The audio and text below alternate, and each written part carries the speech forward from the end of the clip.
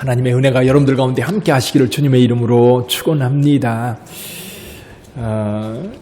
코로나 바이러스 확산으로 인하여서 거리두기 2.5 단계가 한 주간 더 연장이 됐습니다. 다음 주까지 연장이 되는 관계로 저희 교회도 비대면 예배로 오늘 진행하고요. 그리고 수요일과 금요일 이번 주까지 쉬겠습니다. 지난주까지 하고 이번 주부터 예배를 드리려고 했는데 이 연장이 되면서 이번 주까지 가정 예배로 대신하겠습니다. 오늘날 저와 여러분들이 참 어려운 시대를 살고 있는데요. 조선시대에 가장 어려웠던 때, 그러면 임진왜란 때를 들을 수 있을 것 같아요. 임진왜란으로 인하여 우리나라 인구가 엄청나게 감소하고요. 그 피해가 어마어마했다고 합니다. 그러니까 한 나라가 지탱할 수 없을 만큼 그렇게 피해를 봤어요. 근데 사실은 우리나라만 피해를 본 게 아니라 이 임진왜란 당사국이었던 일본, 그리고 중국의 명나라, 이 세 나라가 영향을 받았는데 재미있는 건 뭐냐면 임진왜란으로 인하여 일본의 정권이 바뀝니다. 이제 도요토미 히데요시가 죽고 에도 시대가 새롭게 열립니다. 중국에서는요, 우리나라 임진왜란 때문에 이 중국 역사 속에 사실 명나라가 가장 문명적으로 발달했고 굉장한 영향을 미치던 그런 나라였는데 임진왜란 때문에 이 정권이 바뀝니다. 청나라로 바뀌게 되지요. 근데 우리나라는 그렇게 피해를 봤음에도 불구하고 정권이 안 바뀝니다. 비록 국가는 많이 힘들었지만 그래도 조선이라고 하는 나라는 명맥을 유지해 가게 되지요. 그리고 그 이후에 가장 큰 전란은 역시 6.25입니다. 6.25. 얼마나 많은 사람들이 죽고 얼마나 많은 피해를 입었습니까? 근데 6.25 이후에도 우리나라가 지금 근대사, 저와 여러분들의 생애 속에 겪었던 일들, 4.19, 5.16, 그리고 80년대 그 민주화운동, 그리고 97년에 또 경제위기, 그래서 IMF의 지원을 받아야 되는 그런 어려움들을 우리가 겪으면서 여기까지 왔습니다. 근데 올해 2020년도 그에 못지않은 어려움을 겪고 있는데 특이한 것은 뭐냐면 이런 임진왜란이나 6.25 전쟁이나 4.19, 5.16 또 이런 민주화운동이라든지 또 경제위기 이런 것들은 전부 다 사람들에 의해서 만들어진 재난입니다. 근데 올해는 자연재해예요.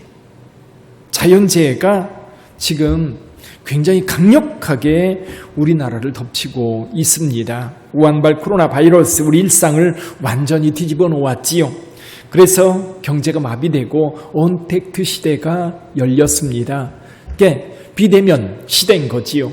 마주해서 대화를 나누는, 마주해서 교제하고 함께 즐기는 그런 문화가 점점점 사라지고 있는 상황입니다. 게다가 이 기상관측 이래 가장 긴 장마 54일간 비가 오는 장마로 인하여 여러분 농작물 피해가요 이만저만이 아닙니다. 근데 게다가 바비라고 하는 친구가 올라오면서 이 서해안에 굉장한 피해를 줄 거라고 했는데 여러분이 기도하셨잖아요. 기도하니까 이 빗댄교의 기도의 능력이 참 컸던 것 같아요. 기도하니까 저쪽으로 50km 이상 더 서쪽으로 물러나면서 피해가 최소화됐는데 그 다음에 올라온 마이삭은 이 경상도 또 강원도 쪽에 굉장한 피해를 줬습니다. 이 바람이 얼마나 센지요. 울릉도에 일주 도로 터널이 있는데 터널 속에 그 테트라포트라고 그러더라고요. 테트라포트. 방파제에 세모진 이렇게 세모꼴로 되어 있는 거 있죠.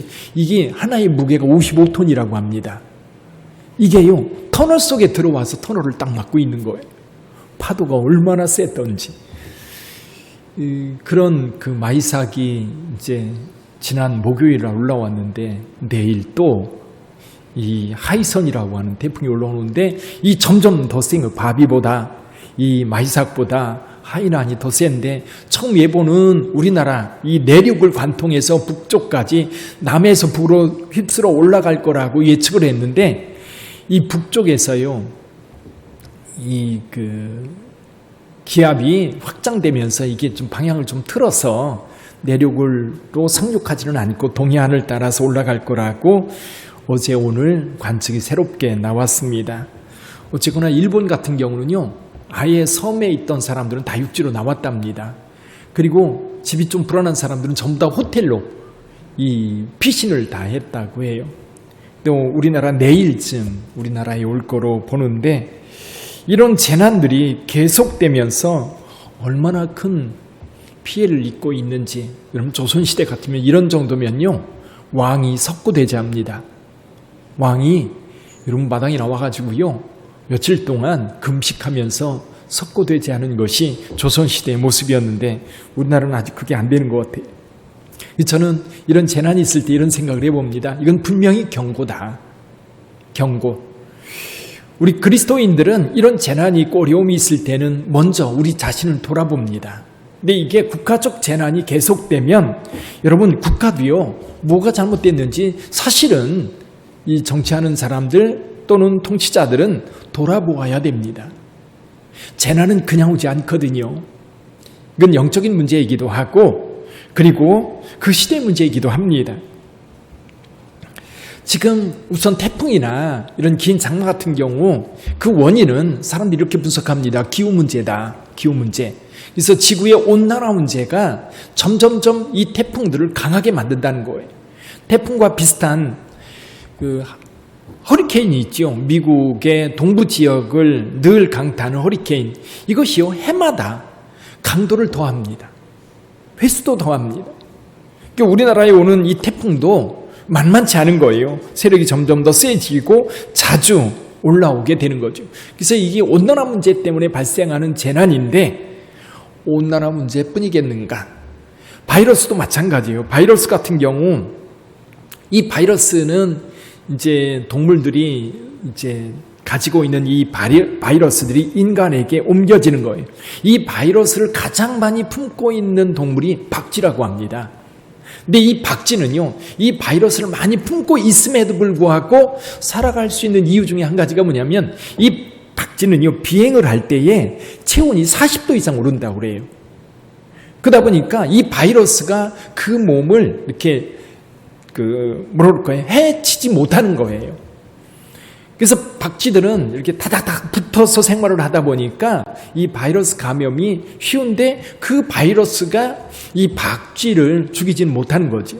근데 이게 매개, 다른 동물을 매개로 해서 사람들에게 이제 전해지는 겁니다.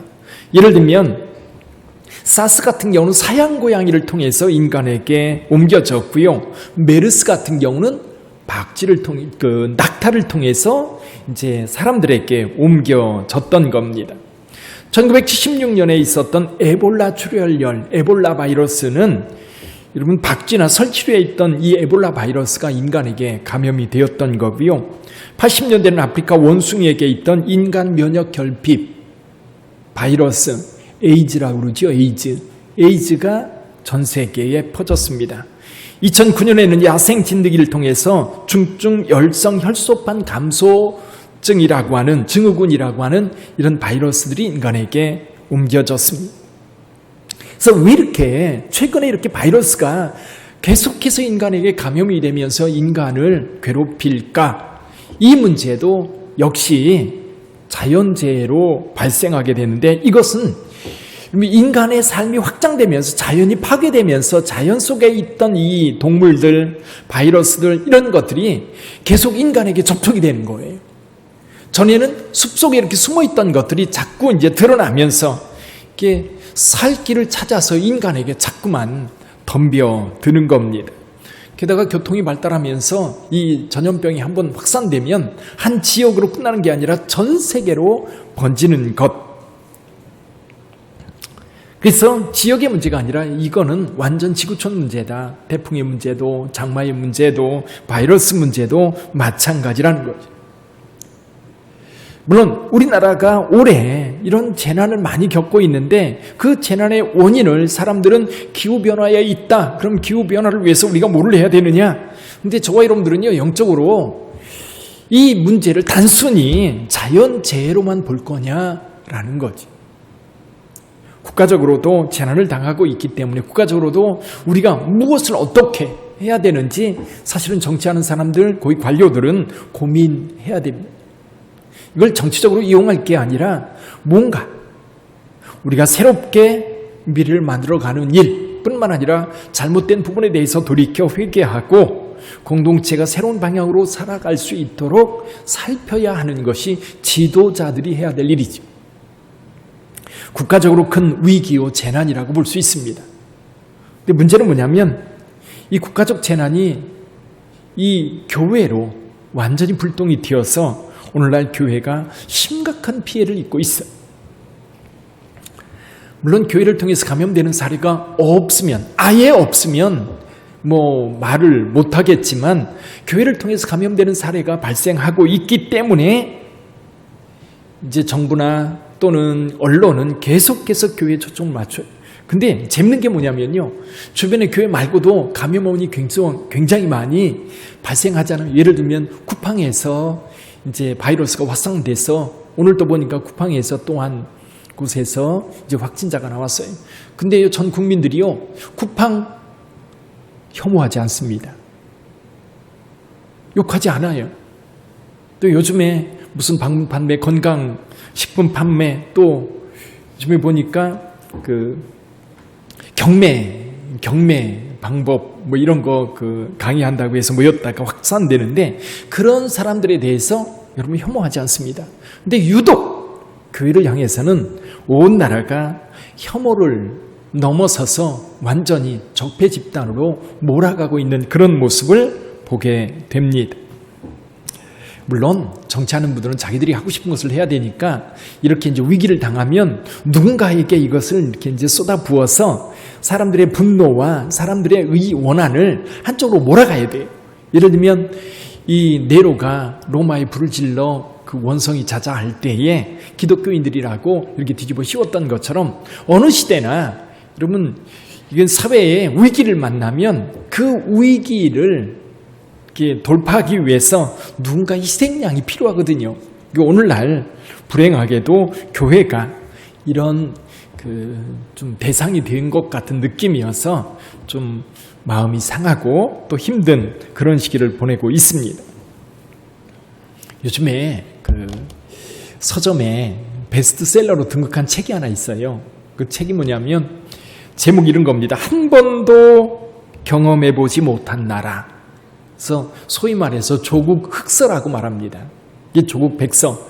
그래가지고 촛불 혁명, 그래서 어떤 현 정권이 탄생하기까지 미화시켜서 지금까지 일들을 이제 책으로 펴냈는데, 그거에 대항하는 책으로 이 조국 흑서라고 명명되어진 이 한 번도 경험하지 못한 나라에 대한 이야기입니다. 근데 재밌는 것이 뭐냐면 이 저자들, 예를 들면 진중권, 김경률, 김경애, 서민, 강양구, 이 5사람이 공동 편집을 했는데, 이 사람들이 어떤 사람들이냐면 우리나라의 대표적인 진보학자들입니다.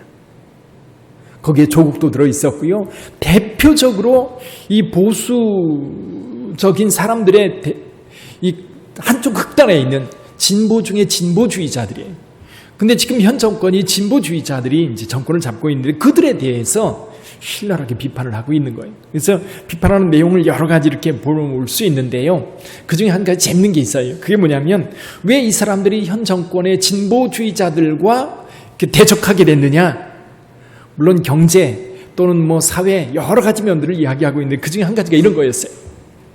뭐냐면 이 정권을 잡기까지 이분들이 가장 큰 이슈로 삼았던 것이 뭐냐면 세월호 사건입니다. 세월호 사건이 굉장히 큰 이슈였고 이것을 빌미로 해서 현 정권을, 그러니까 지난 정권을 무너뜨리는데 아주 결정적 역할을 했던 거예요. 물론 사법농단이라든지 여러 가지도 있지만 그 핵심에는 뭐가 있었어요? 세월호 사건이 있었던 겁니다. 근데 재밌는 게 뭐냐면 현 정권이 정권을 딱 잡고 난 다음에 세월호 사건에 대한 이야기 단 한마디도 나오지 않는다고 그래요. 이걸 보면서 진중권이라든지 여기 이 책의 저자들은 우리 지금 현 정부의 이중성에 대해서 너무너무 실망했다는 거죠. 그래서 비판하게 되었다는 거예요. 물론 정권을 잡으면 진보 정권이든 보수 정권이든 거의 동일한 형태로 갑니다.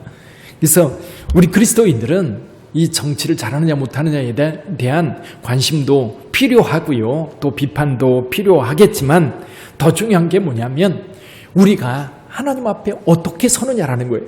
이런 시대에 저와 여러분들이 그리스도인으로서 이 사회에 어떻게 빛이 되고 어떻게 소금이 되고 이렇게 혼란한 시대에 교회가 과연 등대가 되고 표대가 되고 방향을 잡아서 이 사회를 미래로 이끌어갈 수 있는 힘을 갖출 수 있느냐라는 겁니다. 저는 그런 생각을 해요. 보수 정권의 문제에 대해서 많은 사람이 비판을 했습니다. 또 지금 진보 정권에 대해서도 많은 문제점들을 만들어내고 비판을 합니다. 누군가의 편에서 한쪽을 비판하다 보면요, 똑같은 사람 됩니다. 그럼 오늘날 저와 여러분들이 교회가 위기를 겪고 있는 이때에 과연 성도로서 우리는 어떤 입장에서 하나님 앞에 서야 될까? 근데 여러분, 한 가지 여러분 두려워하지 말고요, 불안해하지 말아야 될 것이 있어요. 그게 뭐냐면 교회는, 특히 신앙은 위기를 만날수록 강해진다는 사실. 신앙이 없는 사람들은요 버립니다.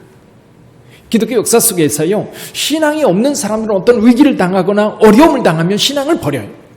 근데 신앙이 있는 사람들은요 오히려 더 강해집니다. 더 단단해집니다. 그래서 결국 신앙이 역사를 만드는 거예요. 신앙이 오히려 새 시대를 열어가는 발판이 되고요, 힘이 되고요, 방향을 제시하는 여러분 길이 됩니다. 오늘날도 마찬가지예요. 그래서 저와 여러분들이 사회가 교회를 혐오하고 비판하고 비난하고 예배가 자유롭게 드려지지 못한다고 주눅들어 있을 게 아니라 오히려 이럴 때일수록 하나님 앞에 깨어 기도하고, 또 오히려 사회 속에서 오히려 이럴 때요 전도하는 거예요. 이럴 때 오히려 그리스도에 대한, 그리스도를 믿는 이 믿음이 얼마나 견고한지, 이런 위기 상황 속에서 흔들리는 것이 아니라 예수 그리스도 반석 같은 믿음을 가지고 하나님 앞에 나가는 것, 확신하시기를 바랍니다. 두려워하지 마시고 여러분의 신앙이 어떤가 점검해보고, 부족한 부분이 있다면 채우고, 약한 부분이 있다면 강하게 해서 오히려 저와 여러분들의 신앙이 여러분 다니엘처럼, 사무엘처럼, 에레미야처럼 견고하게 서는 기회가 되기를 주님의 이름으로 축원합니다. 그러기 위해서 오늘 본문의 말씀에서는 세 가지 우리에게 말씀해 주고 있어요. 이런 어려운 시대에 우리의 신앙을 견고하게 하여서 흔들리는 이 사회를 지탱해 가고 미래로 이끌어가기 위해서 우리에게 꼭 필요한 것이 한 가지가 있는데, 그게 뭐냐면 시대에 대한 인식입니다. 시대에 대한 인식. 여기 한번 볼까요? 11절 한번 보죠. 11절 같이 읽어봅니다. 또한 너희가 이 시기를 알거니와 자다가 깰 때가 벌써 되었으니 이는 이제 우리의 구원이 처음 믿을 때보다 가까웠음이라. 밤이 깊고 낮이 가까웠으니 그러므로 우리가 어둠의 일을 벗고 빛의 갑옷을 입자. 물론 여기서요, 이 사도 바울이 이 시기, 너희가 이 시기를 알거니와 자다가 깰 때가 벌써 되었다, 바로 이 시기는 어떤 시기냐면 예수 재림의 시기입니다. 예수 재림의 때. 신앙생활하는 것이 얼마나 힘들고 고통스럽고 어려웠던지 이 초대교회는요 우리가 상상하는 것보다 훨씬 더 힘들고 어려웠어요. 근데 놀라운 것은 뭐냐면 그 시대의 복음이요 전 세계로 확장됩니다. 아이러니 아니에요?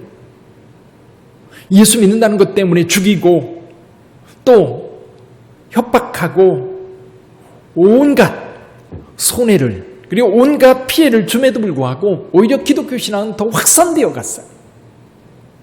그러면서 사도 바울이 한 가지 이야기하는 건 뭐냐면 벌써 때가 되었다, 주님 오실 때가 되었다. 여기 밤이 깊어가면 새벽이 가까운 것처럼 이 고통이 더 심하면 심할수록 주님이 오실 날이 가까워졌다는 것. 그래서 사도 바울은 데살로니가 전서에서 데살로니가 교회 성도들에게 주님이 오시는 그날에 대해서 이렇게 묘사를 합니다. 우리가 예수께서 죽으셨다가 다시 살아나심을 믿을진데 이제 이와 같이 예수 안에서 자는 자들도 하나님이 그와 함께 데리고 오시리라. 우리가 주의 말씀으로 너희에게 이것을 말하노니 주께서 강림하실 때까지 우리 살아남아 있는 자도 자는 자보다 결코 앞서지 못하리라. 주께서 호령과 천사의 소리와 하나님의 나팔 소리로 친히 하늘로부터 강림하시리니 그리스도 안에서 죽은 자들이 먼저 일어나고 그 후에 우리 살아남은 자들도 그들과 함께 구름 속으로 끌려 올려 공중에서 주를 영접하게 하시리니 그리하여 우리가 항상 주와 함께 있으리라. 이게 사도 바울은요, 임박한 종말이라고 그러죠. 임박한 종말. 종말이 다가왔다는 것. 근데 이 문제가요, 오늘 우리에게도 굉장히 중요한 문제인데 뭐냐면 늘 우리 그리스도인들은 종말의 때를 사는 것, 죽음의 때를 사는 거예요. 비록 오늘 하나님이 나를 부르신다 할지라도 후회 없는 삶. 그래서 늘 우리 그리스도인들은 영적 각성이 필요한데 이 영적 각성의 가장 큰 자극제가 뭐냐면 주님 오심이에요. 마지막 순간이에요. 마지막 때가 우리에게 가까이 왔다라고 하는 자의식을 통해서 사실 오늘 우리가 우리 자신의 신앙을 돌아볼 뿐만 아니라 여러분 이 사회를 위해서 이 공동체를 위해서 하나님 앞에 기도할 수 있는 것.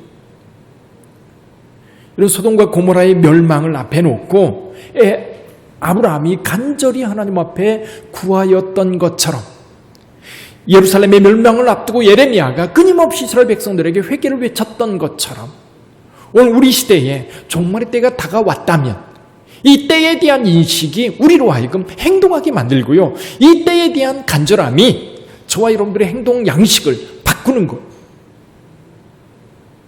생각해 보세요. 이런 위기를 만났을 때에 사람들의 행동 양식이 많이 달라집니다. 언택트 시대라고 하는 말을 쓰고 있는데요. 아마 이 언택트라고 하는 말이 이제 새로운 시대를 열었다고 보는 거예요.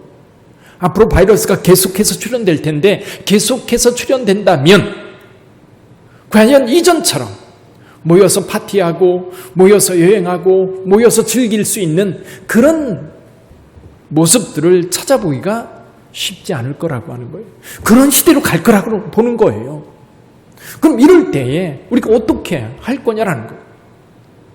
여기에 위기의식을 가지고 사회가 변화되어 갑니다. 개인도 마찬가지고요. 가정도 마찬가지입니다. 예를 들면 이런 거지요. 지금 가게를 운영해 왔는데 지금 사업이 안 됐어요. 거의 문 닫기 일보 직전이에요. 그러면 이걸 계속 끌고 갈 거냐 말 거냐. 어떤 여행사 하던 분이 코로나 바이러스 사태가 딱 터지면서 여행이 딱 막힌 거예요. 3월쯤 됐는데 이게 이제 투자한 게 연재 얼마 안 돼가지고 투자한 게 너무 많은 거예요. 그래서 이거를 유지하다가 새롭게 할 거냐 고민을 하는데 이런 생각이 드는 거예요. 바이러스 사태가 끝나지 않는 한은 이것은 여행은 재개될 수 없다라고 확신이 드니까 딱 접고 손에 다 감수하고 접더라고요. 그러면 내가 결단해야 될 시간이 여기 임박한 종말. 저와 여러분들이 신앙인으로서 그러면 늘 주님이 가까이 오셨다라고 하는 생각이 오늘 우리의 행동을 다르게 만드는 거예요. 그럼 하나님께서 여러분들을 어떻게 행동하시기를 원하실까요? 하나님께서는. 그러다 보니까 이 위기의 때에 우리가 먼저 살펴야 될 것이 있어요. 우리 자신입니다. 우리 자신을 하나님 앞에 거룩한 자로 세워야 되는데 오늘 본문의 말씀에서는 이렇게 말합니다. 어둠의 일을 벗고 빛의 갑옷을 입어라. 어둠의 일. 주님께서 가까이 왔으니까 주님 만났을 때 주님께서 내 삶에 대해서 심판하실 거 아니에요. 그럼 내가 지금까지 잘못 살아왔다 할지라도 그것 다 청산하고 주님 앞에 온전한 모습으로 서야 될 거 아니에요. 삶을 먼저 돌아보시기를 주님의 이름으로 축원합니다. 누구를 비판하고 비난하고 왜 누가 이 교회를, 이 예배를 이렇게 힘들게 만들었을까? 거기에 막 관심을 갖다 보면 우리 자신을 돌아볼 수 있는 눈이 없어져 버려요. 지난주에도 말씀드렸던 것처럼 하나님의 눈으로 우리를 보고 하나님의 눈으로 세상을 보면 답이 나와요. 오히려 이렇게 어려울 때에 여러분들이 한참 성숙할 수 있는 절호의 기회가 되는데 그 성숙할 수 있는 것 가운데 하나가 뭐냐면 영적 성숙이에요. 영적 진보예요.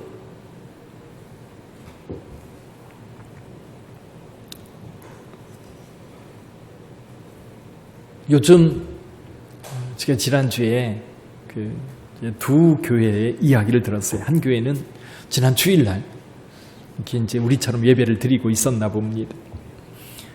저희 교회보다 좀 큰 교회였는데, 아니 예배 중간쯤 됐는데 경찰이 2분이 와가지고 뒤에서 왔다 갔다 하더라는 거예요. 예배 끝나고 당신들 왜 왔냐? 라고 물어봤더니 하는 얘기가 동네에서 신고가 들어왔다는 거예요. 신고가 들어오면 안 와 볼 수 없다는 거예요. 또 지난 금요일 날 어떤 모임에서 잠깐 모였었는데, 그래서 식사하러 갔습니다. 식사를 이제 도시락으로 해서 이제 몇몇 준비해서 먹고, 또 몇 분들은 이제 도시락 준비한 게 조금밖에 준비를 못했기 때문에 밖에 식당으로 식사하러 간 사이에 구청에서 나온 거예요. 그 나와서 하는 얘기가 뭐냐면, 여기 모여 있으면 안 됩니다. 얼른 가세요. 그렇게 얘기를 하더라는 거예요. 아니 왜 어떻게 왔냐 그랬더니 신고가 들어왔다는 거예요. 지금 교회마다요 주변에서 여러분 사람들이 왔다 갔다 하면 교회에서 예배 드린다고 신고하는 거예요. 이 교회에서 뭐 하는 것 같다라고 신고한다는 거예요. 이게 불신의 시대입니다. 어려울수록 불신의 시대가 점점 더 사람들의 마음에 벽을 쌓는 거예요. 그래서 요즘에 드는 생각 가운데 한 가지가 뭐냐면, 교회가요 지역사회에 선을 베푸는 교회가 돼야지 지역사회와 대적 관계를 만들면 이럴 때 힘들어져요. 무슨 얘기냐면, 평소에도 저와 여러분들이요 동네에서나 여러분의 가정에서나 여러분 직장에서나 선한 열매를 맺는, 여기 말하는 빛의 옷을 입고 살아가야 되는 거예요. 그래야 어려울 때 동료가 되어주는 거예요. 예를 들면 이 아프가니스탄 선교 갔다가 이 피납된 사건이 있었지요. 분당 샘물교회라고 하는 교회. 그 교회는 전국에서 얼마나 그 교회를 비난했는지 몰라요. 근데 정작 그 동네 사람들은 아무도 그 교회를 비난하지 않았다고 그래요. 분당에 있는 그 지역 사람들은 오히려 그 샘물교회를 보호하고 지켜주었다는 거. 이유가 뭐냐면, 그 지역에 어려운 일이 있으면 발벗고 나서서 이 교회가 섬겼던 겁니다. 우리 밑된 교회도 지역사회에 좋은 교회가 되기를 바랍니다. 지역사회 속에 교회가 의미 있는 공동체로 세워지면 어려울 때 오히려 지역사회가요 교회를 보호해줘요. 개인도 마찬가지입니다. 여러분 개인적으로도 여러분 어두울수록, 이렇게 힘들수록 그리스도인의 본분을 찾아가야 되는 거예요. 신안에 가면 신안의 섬들이 참 많아요. 그 중에 이임자도라는 교회가 있습니다. 이임자도. 거기에 진리교회라는 교회가 있는데, 이 진리교회는 이판일 장로님이라고 하는 분이 문준경 전사님하고 같이 교회를 개척했다고 해요. 1930년대 초에. 그래서 교회를 개척해서 교회가 이제 잘 성장해 왔는데, 이제 일제 말기에 신사참배 문제로 이 이판일 장로님이 목포 경찰서에 체포되어서 온갖 고문을 받았다고 합니다. 고문을 받으면 피투성이가 되는 거예요. 근데 그 얼굴이 너무너무 평안한 거예요. 오히려 싱글벙글 웃기까지 하는 겁니다. 그래서 이 경찰이 고문하다가, 순사가 고문하다가 이 양반 완전히 미쳤구나. 그리고 풀어줬대요. 풀어줬는데 목포에 아들 이인재라고 하는 아들이 있었는데, 아들 집에 가서 이제 치료받고 있는데 아들한테 이판일 장로님이 이렇게 얘기를 했다고 합니다. 나같이 비천하고 못난 인간을 위해 주님께서 모진 고문과 핍박을 당하셨는데, 내가 이렇게 주님 사랑을 만분의 1이라도 갚는다고 생각하니까 너무 마음이 평안하더라. 그리고 기뻐서 웃음까지 나오더라. 근데 이 순사는 내 속마음을 모르고 나를 미쳤다고 풀어주지 않니? 그리고 집에 온 거예요. 그리고 이제 6.25 전쟁이 났습니다. 그 지역도 이제 전부 다 공산주의자들이 이제 지배를 하게 됐는데, 이제 교회는 문이 닫혔고, 그리고 이판일 장로도 이제 붙잡혀 들어갔다가 이제 석방되어서 이제 교회를 찾아온 거예요. 10월 4일이 수요일이었는데, 이제 장로님이 오니까 수요일 날 모여서 예배를 드려야 되는데 예배를 드릴 곳이 없는 거예요. 그래서 이판일 장로님 집에서 모여서 예배를 드리게 된 겁니다. 근데 어떻게 알았는지 공산주의자들이 들이닥쳤습니다. 들이닥쳐가지고 어떻게 알았을까요? 많은 방법이 있겠죠. 그렇죠? 요즘에도 그런 방법이 우리 교회를 힘들게 만들고 있는데 결국 이제 밖에서 공산주의자들이 말합니다. 예수 안 믿겠다고 손 들고 나오는 사람 살려주겠다. 그러나 그렇지 않으면 다 죽이겠다.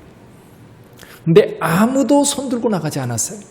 그래서 그 안에 있던 47명하고 또한 학생하고 48명이 체포되어서 한 3km 정도 떨어진 곳에 해변가에 끌려갑니다. 그때 이제 이판일 장로님의 노모, 어머니가 계셨는데 거의 몸을 가누지 못하셨나 봐요. 그래서 동생하고 둘이 어머니를 업고 그 형장까지 끌려갔습니다. 거기에서 이제 이 48명 모두가 순교를 당합니다. 근데 사실은 순교를 당한 것도 당한 거지만 더 중요한 게 그 뒤 10월 4일 날 이 일이 있었고 그 사이에 이미 이제 서울은 9월 28일 날 서울 수복이 됐잖아요. 거기까지 연락이 안 갔던 겁니다. 그러다가 이제 그쪽도 서울이 수복이 되면서 이제 해방이 되면서 목포에서 또 군인들이 이제 이 섬에 들어오게 되었는데 이때 같이 누가 들어오냐? 이판일 장로님의 아들 이인재가 들어옵니다.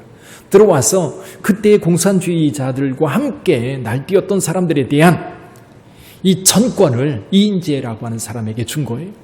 그래서 그들을 동네에서 다 체포해가지고 전부 다 사살하려고 할 때 이인재가 말합니다. 이게 하나님께서 확신을 확 주시는 거예요. 아버지 생각이 들면서 아버지가 이렇게 얘기하는 거예요. 나도 저들을 용서해 줬으니까 너도 그렇게 해라. 그 음성이 들리는 거예요. 그래서 그들을 한 명도 죽이지 않고 다 용서해 줬던 거예요. 그래서 같은 동네에 살면서 교회 같이 다니게 되고 나중에는 자기 가족, 사실은 이 이판일 장로님 가족 13명이 죽습니다. 그날 13명이 죽는데 사실 이 공산주의자들이 다른 사람도 아니에요. 동네 사람들인 겁니다. 사실 6.25 비극이 그거였거든요. 근데 이제 상당히 많은 동네에서 이제 다시 공산주의자들이 물러가고 해방이 되면서 그때 공산주의자들과 함께 참여했던 사람들 얼마나 많이 죽었습니까? 이게 쌍방간에 굉장한 피해가 있었는데 이 그리스도인들 가운데 일부는 여러분 그렇게 용서를 해줬던 거예요. 이게 그리스도인의 모습이었던 거죠. 그러니까 임자 진리교회는 오늘날까지도 유명한 교회로 남아 있는 겁니다.